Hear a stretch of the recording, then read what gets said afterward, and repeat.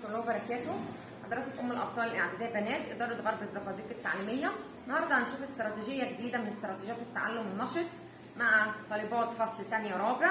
استراتيجيه اسمها عجله الحظ. عباره عن ايه عجله الحظ دي؟ عباره عن عجله زي ما احنا شايفينها كده ومتقسمه. الطالب بيطلع يختار السؤال بتاعه هو وحظه. نشوف كده سعداء الحظ معانا النهارده. مين يا بنات؟ مين هتطلع تجرب حظها؟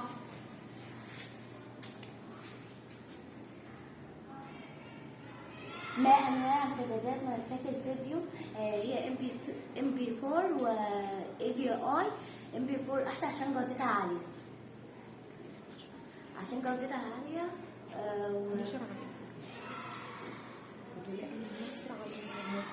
ويتم انتشارها على الانترنت. تمام. مين تاني يا بنات؟ مين تاني جرب حظها تختار سؤال من استراتيجية عجلة الحظ؟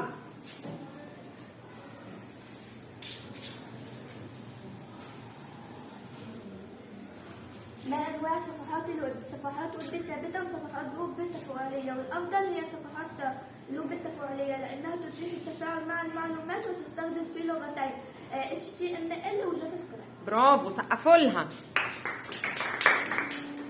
يلا مين تاني؟ مين تاني هتجرب حظها؟ استراتيجية عجلة الحظ جميلة جدا. ما كيفية خطوات تصدير ملف الفيديو؟ ننقل امر فايل، اختر الامر اكسبورت او من شريط الادوات، اختر رمز التصدير. برافو. تمام. مين تاني؟ اخر سؤال معانا في عجلة الحظ. انواع امتدادات ملف الفيديو: ويف وMP3.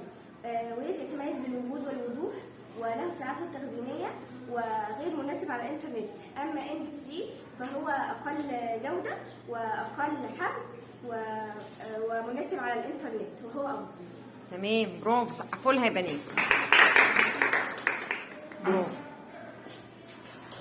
زي ما شفنا سنة تانية استراتيجية جميلة جدا. تعليم مع ترفيه. حلوة؟ تمام. بشكركم بنات تانية رابع وإشراف مديرة المدرسة أستاذة مشيرة السيد ومعلم أول حاسب آلي دنيا. شكرا لحضرتك.